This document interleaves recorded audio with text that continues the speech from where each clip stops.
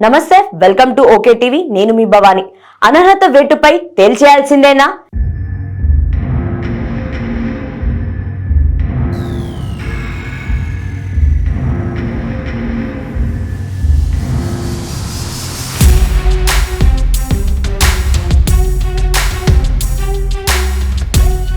ఎదురుదెబ్బ తప్పదా?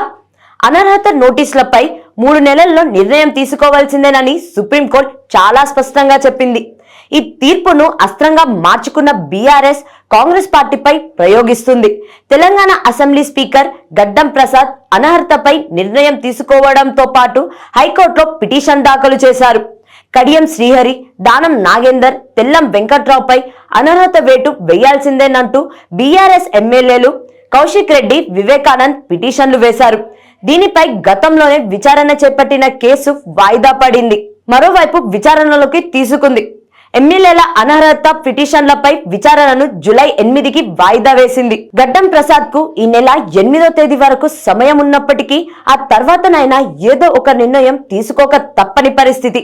సుప్రీంకోర్టు తీర్పునకు కట్టుబడి తెలంగాణ స్పీకర్ కూడా నిర్ణయం తీసుకోవాల్సిందేనని హైకోర్టు ఆదేశిస్తే మాత్రం కాంగ్రెస్ పార్టీకి దెబ్బే. ఇదే విషయాన్ని ఫామ్ హౌస్ కు వెళ్తున్న ఎమ్మెల్యేలు నేతలకు చెప్తున్నారు మాజీ సీఎం కేసీఆర్. అందుకే చేరిక విషయాలలో ఎవరు తొందరపడొద్దని చెప్తున్నారు. అనర్హత పిటిషన్ల విషయంలో మరో విచిత్రం కూడా చోటు చేసుకుంది.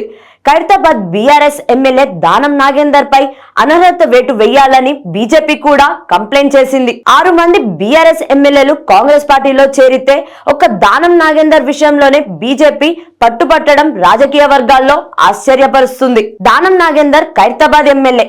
గత అసెంబ్లీ ఎన్నికల్లో ఖైరతాబాద్ నియోజకవర్గంలో బీఆర్ఎస్ తర్వాత 2వ స్థానంలో ఉన్నది బీజేపీనే. మొన్న జరిగిన పార్లమెంట్ ఎన్నికల్లో మాత్రం ఖైరతాబాద్ నియోజకవర్గంలో బీజేపీకే ఫస్ట్ ప్లేస్ వచ్చింది.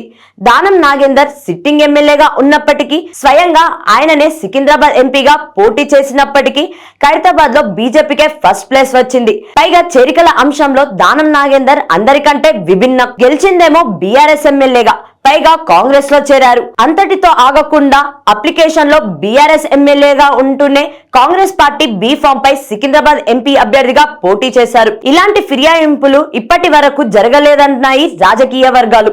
అందుకే దానంపై అనర్హత వేటు వేయాలనుకుంటున్నారు. ఇక బీజేపీ ప్రత్యేకంగా ఫిర్యాయింపు చేయడానికి కారణం, ఆ స్థానం ఖాళీ అయితే ఉప ఎన్నిక జరిగితే ఆ స్థానాన్ని చేదెక్కించుకోవాలనేది బీజేపీ ఆలోచన. ఎంపీ ఎన్నికల్లో ఖైరతాబాద్ లో ఎక్కువ ఓటు రావడంతో బీజేపీ ఆశలు పెట్టుకుంది. మొత్తానికి కాంగ్రెస్ లో చేరిన బీఆర్ఎస్ ఎమ్మెల్యేల అనర్హతపై ముక్కుబడిగా యుద్ధం జరుగుతుంది. దీన్ని కాంగ్రెస్ పార్టీ ఎలా ఫేస్ చేస్తుందో చూడాలి మరి.